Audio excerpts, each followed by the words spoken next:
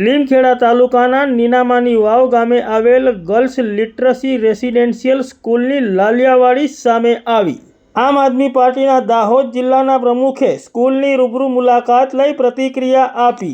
તારીખ 2 ઓગસ્ટ 2024 અને શુક્રવારના રોજ સાંજે 5 વાગ્યે મળતી માહિતી પ્રમાણે લીમખેડા તાલુકાના નીનામાની વાવ ગામે આવેલ ગર્લ્સ લિટરસી રેસિડેન્શિયલ સ્કૂલ ખાતે ચાલતી લાલિયાવાડી સામે આવી છે અને આ બાબતે દાહોદ જિલ્લા આમ આદમી પાર્ટીના પ્રમુખ રાકેશ બારિયાએ શાળાની રૂબરૂ મુલાકાત લીધી હતી અને પોતાની પ્રતિક્રિયા આપી છે। કેન્દ્ર અને રાજ્ય સરકાર દ્વારા આદિવાસી વિસ્તારની ગરીબ પરિવારની વિદ્યાર્થીનીઓને ઉચ્ચ અને ગુણવત્તાયુક્ત શિક્ષણ મળી રહે તે માટે ગર્લ્સ લિટરસી રેસિડેન્શિયલ સ્કૂલો શરૂ કરવામાં આવી છે। ત્યારે આવી જ એક સ્કૂલ લીમખેડા તાલુકાના નીનામાની વાવ ગામે પણ શરૂ કરવામાં આવી છે।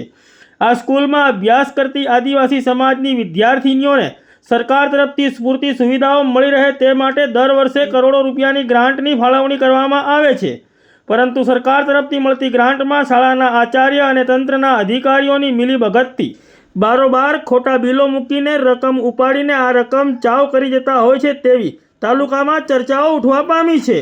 આ શાળામાં અભ્યાસ કરતી વિદ્યાર્થીનીઓને સરકાર દ્વારા દર વર્ષે 3000 રૂપિયા તેઓના ખાતામાં જમા કરાવવામાં આવે છે, જે પૈસા પણ શાળાના આચાર્ય દ્વારા વિદ્યાર્થીઓ પાસેથી બળજબરીથી ઉપાડીને લઈ લેવામાં આવે છે તેવી ચર્ચાઓ ઉઠવા પામી છે।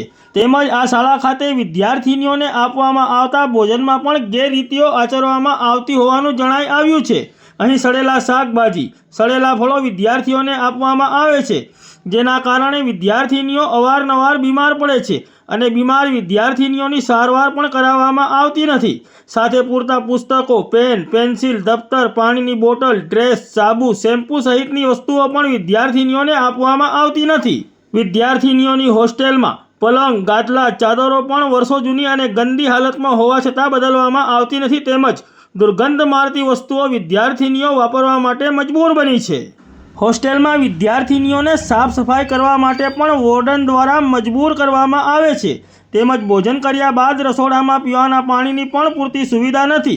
ત્યારે આ સમગ્ર બાબતે આમ આદમી પાર્ટીના દાહોદ જિલ્લાના પ્રમુખ રાકેશ બારિયા શું કહે છે તે સાંભળીએ। અહીંયા આદિવાસી બાળકો માટે મોડર્ન સ્કૂલ બનાવવામાં આવી છે સરકાર દ્વારા। તો આજે અમે મુલાકાત લેતા અમને જાણ થઈ કે બહેનો માટે જે ઊંઘવાની વ્યવસ્થા છે એ ગાદલાઓ પણ બધા ગંધાય છે અને સુવિધા એકદમ સારી નથી। તો અમને જાણ મળી અને બાળકોએ અમને એમ પણ કીધું કે અમારે સરકાર દ્વારા 3-3000 રૂપિયા આપવામાં આવે છે, એ 3000 રૂપિયાથી સ્કૂલ ડ્રેસને આ તે ખરીદવા એમ કરી અને આ શિક્ષકો દ્વારા પાછા લઈ લેવામાં આવે છે। અને અમે જાણ કરી કે શિક્ષકોને પૂછવામાં આવ્યું કે 3000 રૂપિયા તમે શાના લો છો, તો કે અમે લોકો ડ્રેસ આપીએ છીએ, યુનિફોર્મ આપીએ છીએ, આ તે કરી અને અમે બાળકોને પણ પૂછવામાં આવ્યું તો 2 વર્ષથી એ લોકોને યુનિફોર્મ આપવામાં આવ્યા નથી અને 3-3000 રૂપિયા પણ લઈ લેવામાં આવ્યા છે।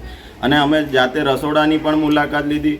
રસોડાની અંદર જે રોટલી વગેરે, સબ્જી વગેરે ખરાબ અંદર જીવડા પડેલા એવું પણ જબરજસ્તી આ લોકોને ખવડાવવામાં આવે છે।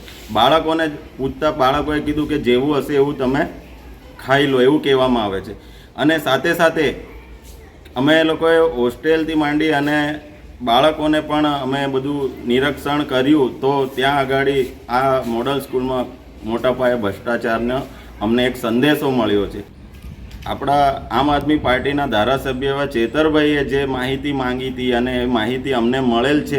35 લાખ લેબોરેટરી માટે ફાળવવામાં આવ્યા હતા અને 2022ની અંદર ફાળવવામાં આવ્યા હતા। તો 2 વર્ષ સુધી આ લોકોએ મૂકી રાખ્યું ને હાલના અમારા ધારાસભ્ય અને અમારા આમ આદમી પાર્ટીના લીડર એ આ જાણ થતાં આ લોકોએ 35 લાખ રૂપિયા પાછા રિટર્ન કરી દેવામાં આવ્યા છે, કેમ કે બહુ મોટા પાયે ભ્રષ્ટાચાર થઈ રહ્યો છે અને જમવામાં પણ તકલીફ બાળકોને પડી રહી છે। અમુક શિક્ષકો દ્વારા પણ હેરાન કરવામાં આવે છે। મોટા પાયે ભ્રષ્ટાચાર કરી અને ઓન પેપર જે પણ સામગ્રી બાળકો માટે આવી રહી છે આ લોકો ખાલી માત્ર ને માત્ર કાગળ પર રાખે છે અને આની પાછળ બહુ મોટો ભ્રષ્ટાચાર થયેલો છે। તો આજે અમે મુલાકાત લીધી તો આજે અમને જાણવા મળ્યું બાળકો માટે જે પણ સુવિધા હોવી જોઈએ એ અહીંયા તદ્દન અમને દેખાઈ રહી નથી। ગામ કંબોજ એસપીડી 9 અહીંયા હોસ્પિટલ જવા માટે કઈ સુવિધા નહીં. જમવાનામાં પણ જીવ જંતુ પડી જાય છે તો પણ અમે ખાઈ લઈએ છીએ.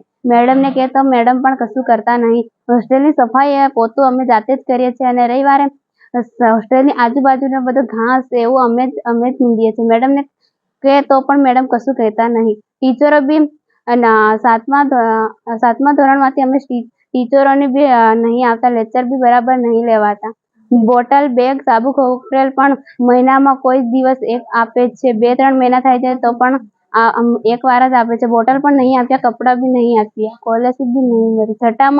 છઠ્ઠામાં ધોરણમાં એટલા એક વાર બોટલ આપ્યા હતા. હમણાં મેડમને વારંવાર કહેવાથી પણ મેડમ નહીં આપતા. ભોજનાલયમાં ફળ ફ્રૂટ પણ સડેલું હોય છે. નાસ્તામાં પણ હવાયેલા મમરા એવું હોય છે. નાસ્તો એક જ આપે છે દરરોજ. મેનુ પ્રમાણે નહીં આપતા. કપડાં સફાઈ જાતે અમારે જ કરવું પડે છે. બારી બારણા પણ તૂટેલા હોય છે. મેડમને કેટલા વર્ષથી કહ્યું છે કે મેડમ બારી બારણા ઠીક કરાવો, પણ મેડમ જ કશું નામ નહીં લેતા. પછી મચ્છર કડે અને ડેન્ગ્યુ થાય છે. હોસ્પિટલ જવા માટે પણ ગાડીની વ્યવસ્થા નહીં. સાંજે રાતે 1-2 વાગે પણ આ થાય છે છોકરીઓને. અમે હોસ્ટેલમાં જઈએ, સાંજે જઈએ તો રસ્તામાં ફોક્સ પણ નહીં ને સાપ આવી જાય છે હોસ્ટેલમાં. તો મેડમને કીધું તો મેડમ કશું નામ નહીં લેતા, એ તો જતું રહેશે એવું કહે છે.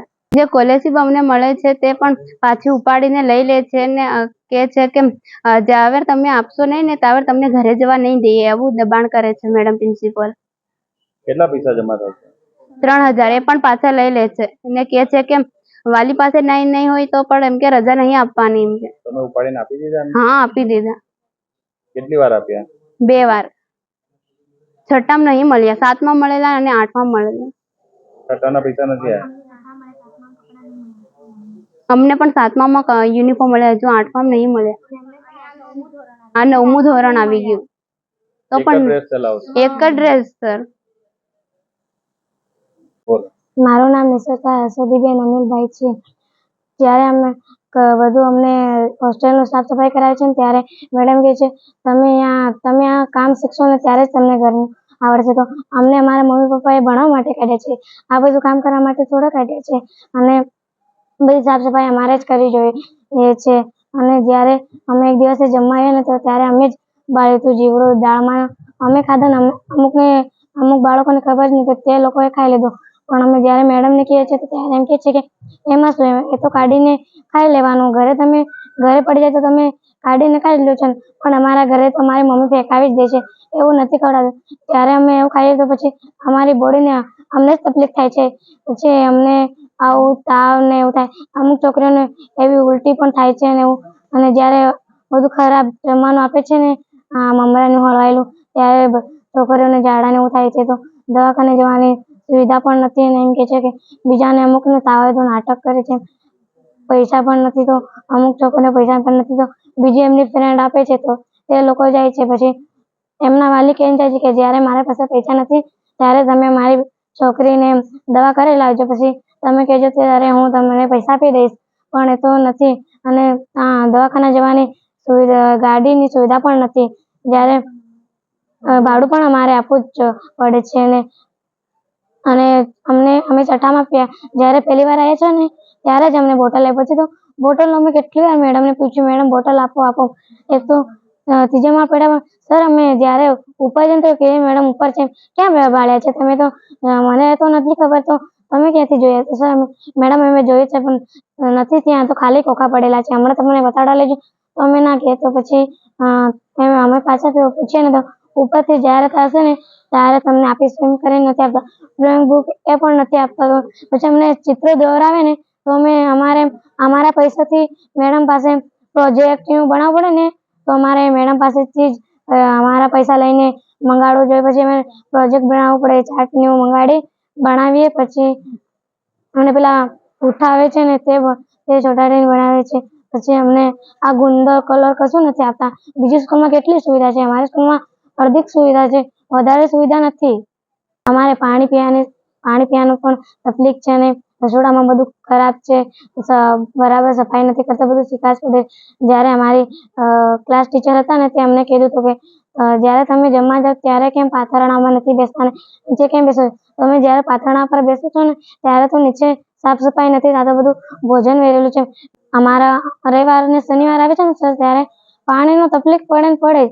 ત્યારે અમારે નીચેથી અડધાક લોકો ત્રીજે માળ પણ ડોલસો ભરી ભરીને ઉપર લઈ જાય, તો બીજી અમુક છોકરીઓ કેટલી વાર પડી ગયો છે, એમને પગને હાથ પણ ઉતરી ગયા છે. મારી સ્કૂલમાં સરકાર દ્વારા પૈસા પણ આવે છે, તે અમને પણ નથી ખબર પડતી કે બધા પ્રિન્સિપાલ છે બારોબાર કરીને અમને પણ કશું નથી ખબર. અમને જે વસ્તુ પૂરું પર મળવાનું છે એ મળતું જ નથી. અમને એ પૂરેપૂરે અમને ખબર નથી, પણ અમને જે પોકેટ મની મળે છે તે પણ હજુ મળી નથી. આમાં સરકાર દ્વારાથી હોસ્ટેલમાં જે સુવિધા છે એ ગાદલા સોવાના છે એ પણ ખરાબ છે. તકિયા જોઈએ તો હમણાં એકદમ ખરાબ હોય છે. પછી ચાદર હોય તો જ્યારે અમારે ઘરે જવાનું હોય ને ત્યારે બધી ચાદરો અમારે ધોવી પડે છે. જે નહીં ધોવે ને તેમને પણ ધોવાડે છે મેડમ.